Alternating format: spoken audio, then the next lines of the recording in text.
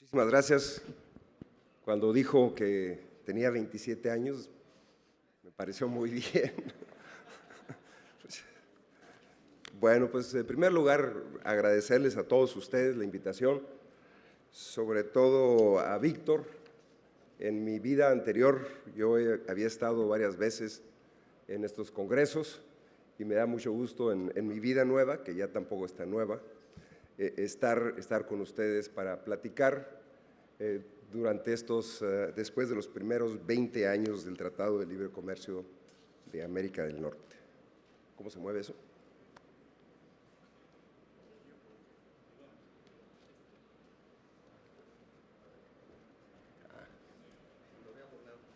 Muchas gracias. Así es Luis Telles, ¿eh?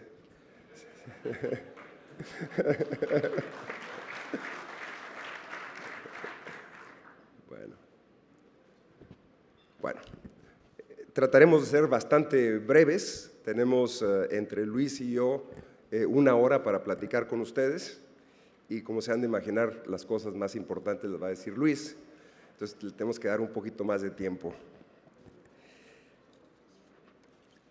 Considero, y yo creo que muchos de ustedes, dado que ustedes son los líderes que tocan todas las operaciones de libre comercio en nuestro país, que el Tratado de Libre Comercio en 20 años realmente ha cambiado a México y yo diría que de una manera también importante ha cambiado al mundo.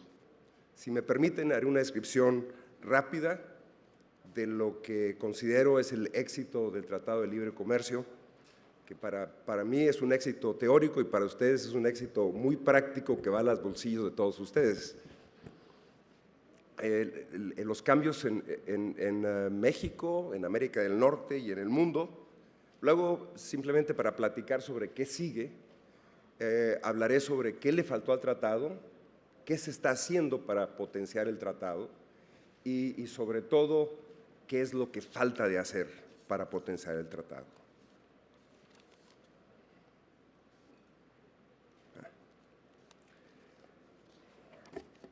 El éxito del tratado lo podemos resumir en muy pocas cosas y voy a utilizar muy pocos indicadores. El primero de ellos es que hoy en día el comercio internacional representa en nuestro país 60% del Producto Interno Bruto.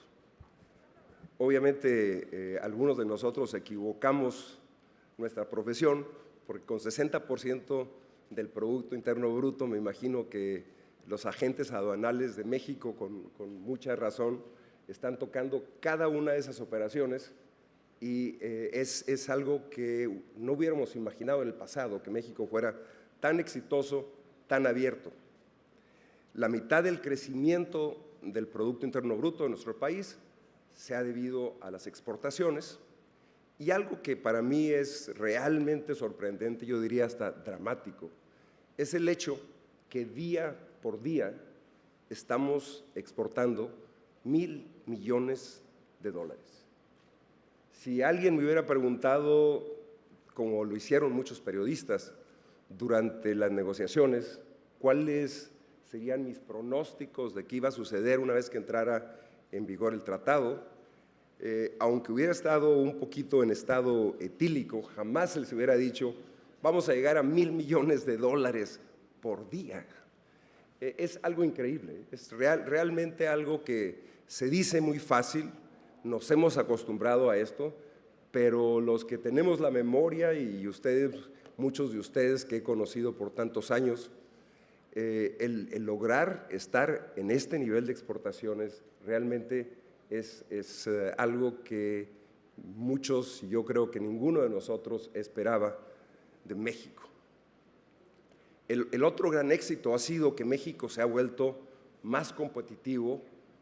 Con el Tratado de Libre Comercio se ha dado más certidumbre a los inversionistas y por ello hemos podido casi multiplicar por 7 las inversiones extranjeras directas si comparamos los 10 años antes del tratado con los años del tratado, de 3,000 a 20,000 millones de dólares. Y uno de los indicadores de lo competitivos que se ha vuelto México en este nivel y con este indicador es el hecho de que México, tanto en lo que se refiere a las exportaciones dentro de América del Norte, como lo que se refiere a las exportaciones afuera de América del Norte, que es lo más interesante, México ha sido el que ha crecido más de los tres países. Claro, uno puede jugar con las cifras y aquí México empezó de niveles mucho más bajos que los otros dos países, pero sí es realmente admirable que México casi ha duplicado la tasa de crecimiento promedio anual, una tasa de crecimiento promedio anual de 10%, casi ha duplicado lo que hizo Canadá y muy por arriba de lo que hizo Estados Unidos. Y por lo que se refiere a las exportaciones afuera de América del Norte, llegamos a casi 12%, otra vez duplicando la tasa de crecimiento tanto de Estados Unidos como de Canadá. Un país que se muestra muy competitivo. Platicaré un poco después de uno de los graves problemas que enfrentamos y es muy cercano a lo que platicaba el secretario Martínez, el problema de la competitividad, el problema de la productividad de las empresas tradicionales, de las empresas pequeñas, de las empresas informales.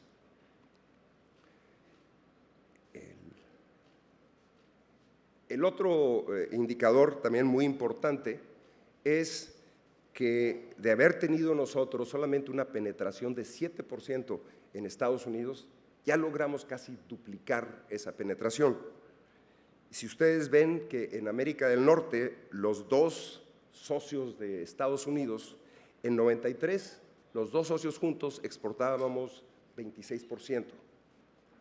En el 2013 exportamos los dos socios juntos 25%. Casi parejo lo que Estados Unidos importa de América del Norte y el resto, el 75%, lo importa del resto del mundo. Sin embargo, la composición ha cambiado dramáticamente. Canadá exportaba el 19%, Canadá significaba el 19% de las importaciones de Estados Unidos y nosotros 7%, y ahora se ha cambiado, México ha subido a 13% y Canadá ha perdido 7 puntos en la penetración del mercado de Estados Unidos. Por lo tanto, por lo que se refiere a exportaciones, por lo que se refiere a inversión, por lo que se refiere a competitividad, estos números nos dicen que el Tratado de Libre Comercio ha sido exitoso. Otro de los temas que es importante, y esto ha sido del punto de vista de cuando se negociaba el tratado, ustedes recordarán que lo que se decía es vamos a depender más de Estados Unidos, necesitamos diversificarnos. Y lo que vemos en este cuadro muy sencillo es que el Tratado de Libre Comercio nos ha permitido diversificarnos. Si vemos los 10 años otra vez antes del tratado, las importaciones que hacíamos de Estados Unidos eran 69%. Hoy importamos solo 46% de Estados Unidos. La inversión extranjera directa, Estados Unidos significaba 61% de la inversión en México, hoy solo representa el 50%. El tratado nos ha hecho más atractivos, más competitivos y por lo tanto nos ha permitido diversificarnos de Estados Unidos. ¿Cuál es el impacto que ha tenido el tratado en el mundo? A lo mejor parece esto así como muy mexicocéntrico y un poquito no muy realista, pero sí ha tenido un impacto muy importante. Yo diría dos de ellos. Uno, cuando empezamos a negociar con Estados Unidos y Canadá, se desató una competencia en negociaciones. Inmediatamente Brasil empezó a negociar con los países de Mercosur, una iniciativa que, como todos ustedes saben, no ha sido del todo exitosa por ser realmente muy generoso con los brasileños y con Mercosur. Se dieron inmediatamente negociaciones en Asia, que podemos ver aquí en esta gráfica, lo que sucedió, lo que ha sucedido desde que iniciamos las negociaciones.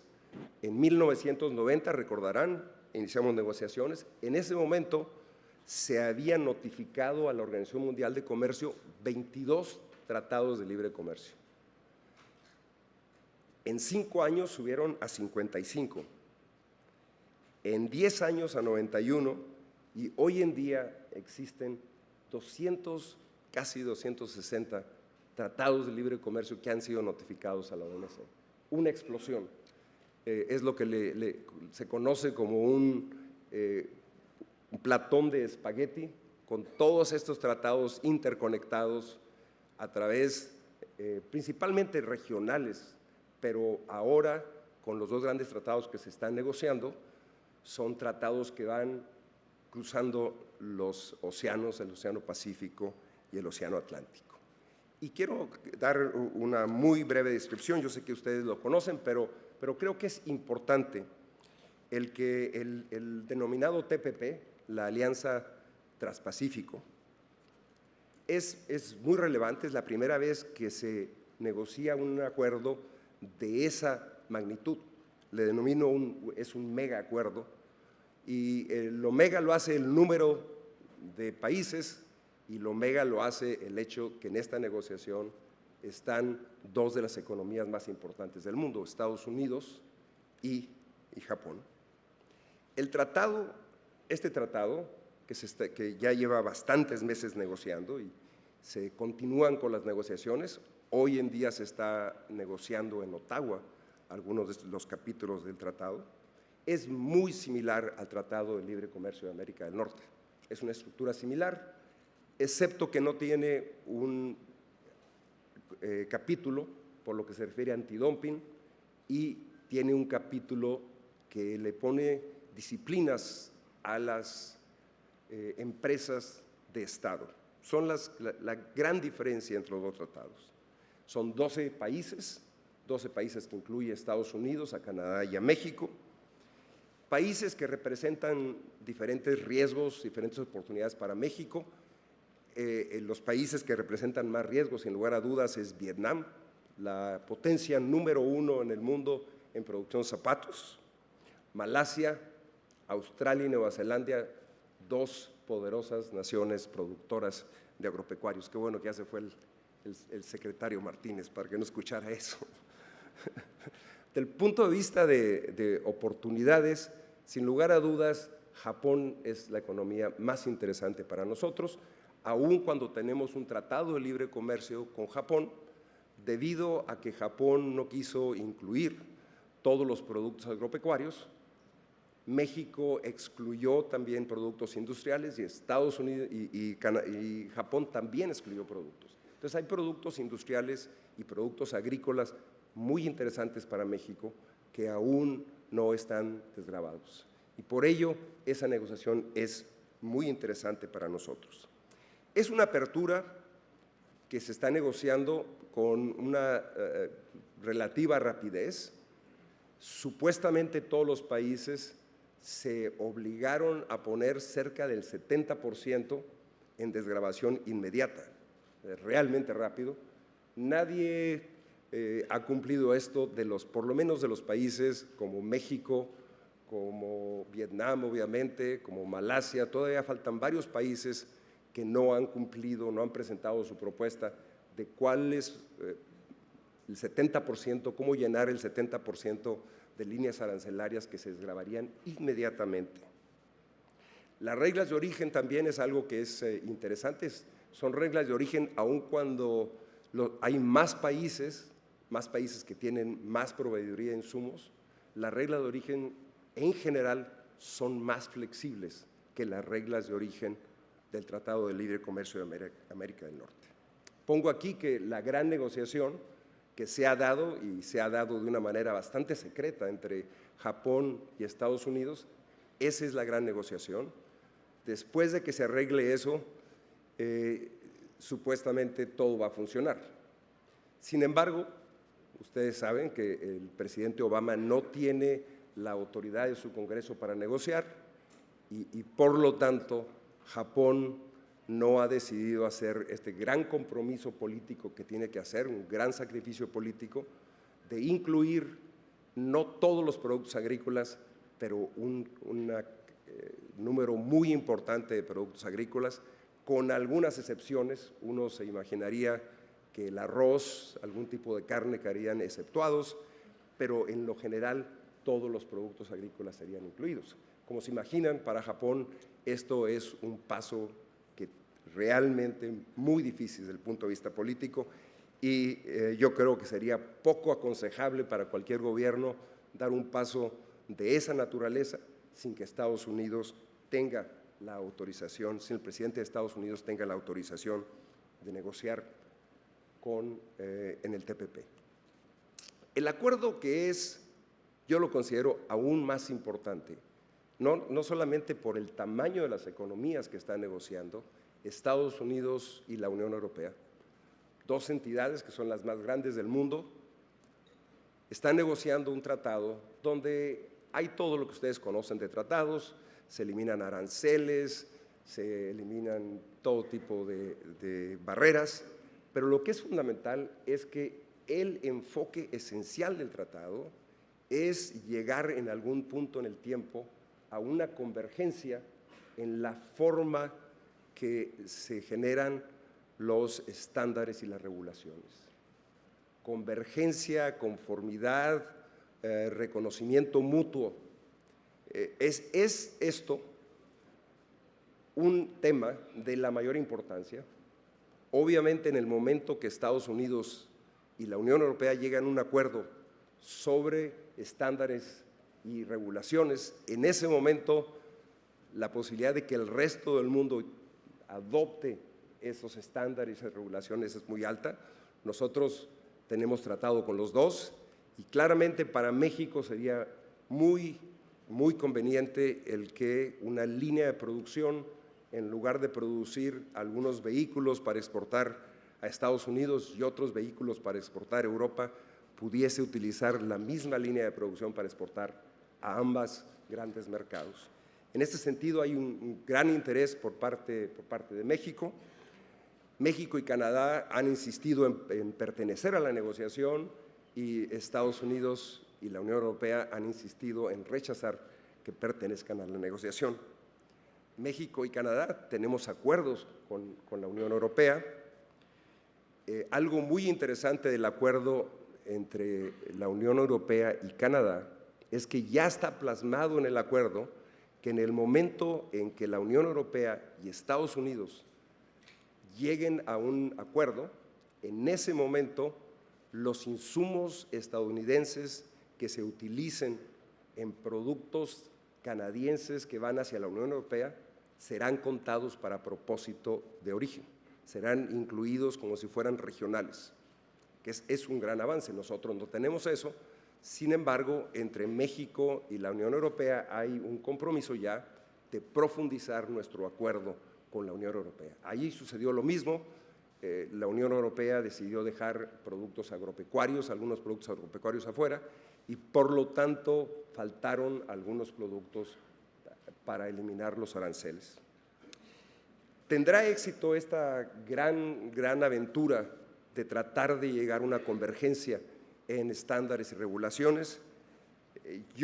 Lo que yo me imagino es que sí, ya se están trabajando en sectores y hay grupos sectoriales que están trabajando en esto. Como se han de imaginar, es algo bastante difícil, algo que provoca las más fuertes reacciones políticas de los diferentes grupos, no solamente en términos de protección industrial, sino en términos de protección al medio ambiente, en términos de protección a la salud humana. Yo creo que va a llegar a un éxito, que van a tener alguna fórmula que en el futuro les permita converger a tener los mismos estándares. Y la otra pregunta muy importante es, cuando termine Estados Unidos y la Unión Europea de negociar, ¿qué sucederá entre el TLC de América del Norte y la Unión Europea y el acuerdo entre la Unión Europea y Estados Unidos? La posibilidad de convergencia es mucha, dado a que todos tenemos acuerdos y tanto México como Canadá queremos pertenecer a esa área, queremos tener el mismo tratamiento y queremos gozar del beneficio de poder tener un solo tipo de estándares para los dos mercados. ¿Qué le faltó al Tratado de Libre Comercio? Aun cuando entre México y Estados Unidos, en teoría, todo está abierto, como vieron, la papa lleva 20 años y las papas de Estados Unidos todavía no entran a México. En lo que se refiere a bienes, fue una apertura realmente muy profunda. Sin embargo, si se revisa el tratado, en lo que se refiere a servicios, fue una apertura mínima. Y desafortunadamente, en aquellos servicios donde sí tuvimos la intención de abrir, que fueron los servicios transfronterizos que tan cercanos son a todos ustedes, en eso Estados Unidos decidió violar sus obligaciones y hasta hoy en día, después de 20 años, no se resuelve ese problema. Algunos de los otros servicios se han ido abriendo uno por uno.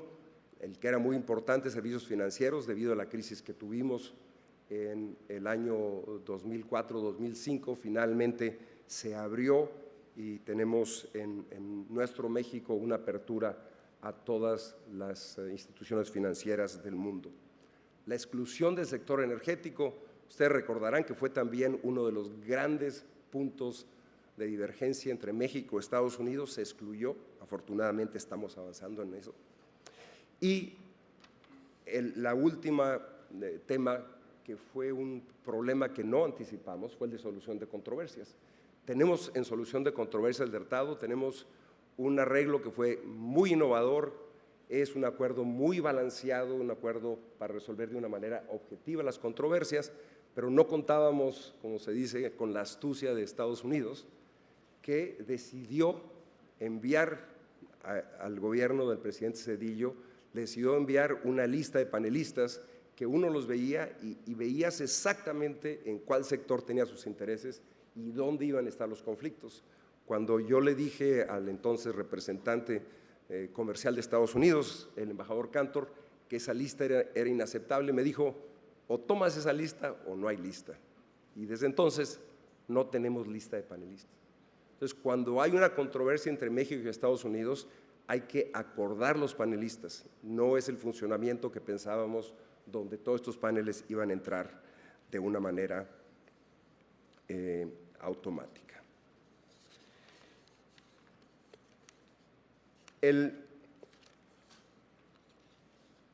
Donde sí se ha avanzado es con las reformas que se están realizando, que con el liderazgo del presidente Peña Nieto se han realizado. En esto sí se ha avanzado, esto sí respalda la competitividad de México, esto sí consolida los beneficios que puede entregar el Tratado de Libre Comercio. Ustedes conocen la lista de reformas de educación, laboral, telecomunicaciones, y sin lugar a dudas la más importante, que es la reforma energética, la que nos va a aumentar la competitividad. Esa es el tema de la plática del doctor Luis Telles, por eso le dije que era mucho más importante que la mía. Todas estas reformas ayudan mucho, potencian el Tratado de Libre Comercio y además los proyectos de infraestructura que se han anunciado nos van a dar también competitividad. ¿Qué falta para consolidar los beneficios del tratado? Falta, uno, que se implementen las reformas. Dos, tenemos que maximizar la conectividad con Estados Unidos. Tres, incrementar la productividad nacional. Y es realmente irónico que se hable de tenemos que incrementar la productividad nacional, porque no hace muchos minutos dije que México era muy competitivo, ¿verdad? Que si vemos los números de cómo han aumentado las exportaciones, eso es el signo de un país que es muy competitivo. Sin embargo, ahí tenemos graves problemas. Y el que todos nosotros conocemos y estamos convencidos es que nuestro México necesita el imperio continuo y absoluto del Estado de Derecho, que es una de las grandes faltas del país. Por maximizar la conectividad con Estados Unidos, lo primero es implementar las reformas. Y sin lugar a dudas, la implementación de las reformas de telecomunicación y energética va a hacer que estemos mucho mejor conectados, mucho más conectados en los mercados de telecomunicación y energética con Estados Unidos. La apertura de todas las modalidades de transporte entre México y Estados Unidos, incluyendo aéreo, incluyendo el tráfico de carga, incluyendo el tráfico marítimo. Necesitamos maximizar nuestra conectividad con Estados Unidos. La modernización de la infraestructura fronteriza. Todos ustedes conocen los puntos tan débiles que tenemos en la infraestructura fronteriza, de este lado y del lado de Estados Unidos. La infraestructura física es algo que no se ha mantenido con el paso que lleva nuestro comercio. Y finalmente, en lo que se refiere a los métodos de inspección, aquí estamos avanzando. Hay un principio de acuerdo entre el Gobierno de México y Estados Unidos que va a permitir avanzar mucho más rápidamente, donde la filosofía tiene que ser concentrarse en personas y sustancias, productos que tienen riesgo y los demás facilitarlos al máximo. Y lo otro que es muy importante es establecer, antes de llegar a las aduanas, ¿qué tengo que decirle a ustedes? Establecer centros donde pueda haber el pre-clearing de los dos lados. Y aquí mi buen amigo, el señor director de aduanas, sé que estas cosas son parte de su trabajo diario y yo creo que este es algo que nos va a dar más competitividad, la competitividad que somos únicos en el mundo siendo vecinos de Estados Unidos. En lo que se refiere al desafío de la productividad, las grandes empresas mexicanas son tan o más competitivas que las de Estados Unidos. Y me permito presentarles una gráfica. Este mapa, cada uno de esos puntos son plantas de una empresa mexicana en Estados Unidos. Entonces, lo que se ve es que no estamos nada más exportando gente, sino que estamos conquistando Estados Unidos también industrialmente. Estas son empresas de alta competitividad y lo demuestran con las inversiones que están haciendo en Estados Unidos y en otras partes del mundo. Esos son los nombres de las empresas, son las que ustedes conocen.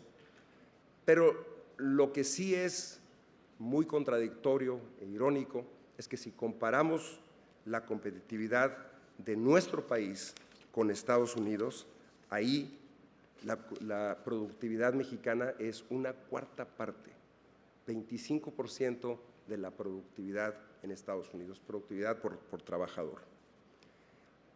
¿Y qué explica esto? Lo explica el hecho de que en México las grandes empresas, en estos años del 99 al 2009, la productividad aumentó casi 6% por año. Dinámica, y eso es lo que explica nuestro éxito exportador.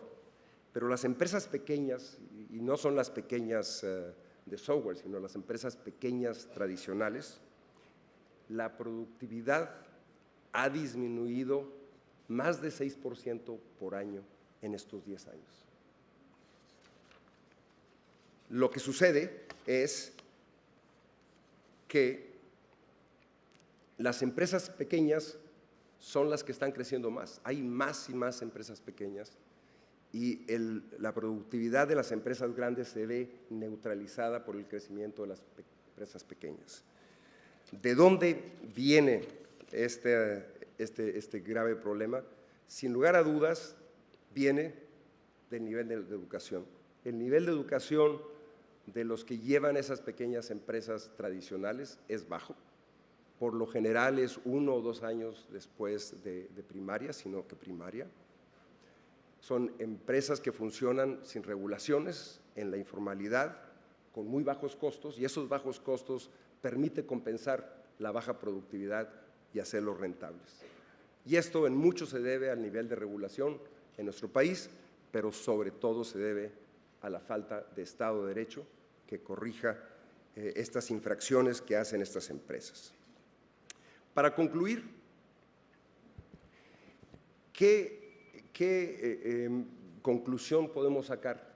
Yo creo que todos estamos de acuerdo que el Tratado de Libre Comercio cambió a México, cambió al mundo, que las grandes reformas que ha impulsado el presidente Peña Nieto nos va a hacer que incrementemos la competitividad del país y la capacidad de crecer, que falta mucho por hacer en términos de apertura de servicios, de modernización en las aduanas y sobre todo el Estado de Derecho.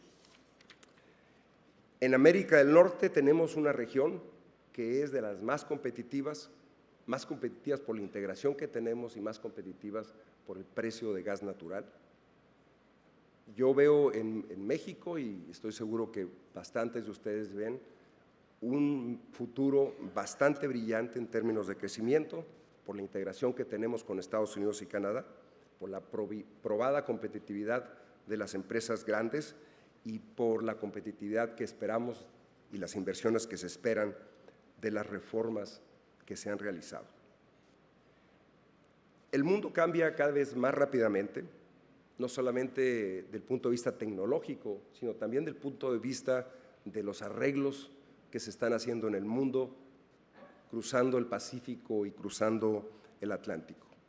Y yo creo que ustedes aquí en CARM están muy bien posicionados, no solamente para seguir dando el servicio de excelencia, el servicio público de excelencia que siempre han dado, sino con todos los contactos que tienen día a día con los exportadores e importadores mexicanos, de dar servicios de valor agregado que les permitan a ellos enfrentar estos cambios tan dinámicos.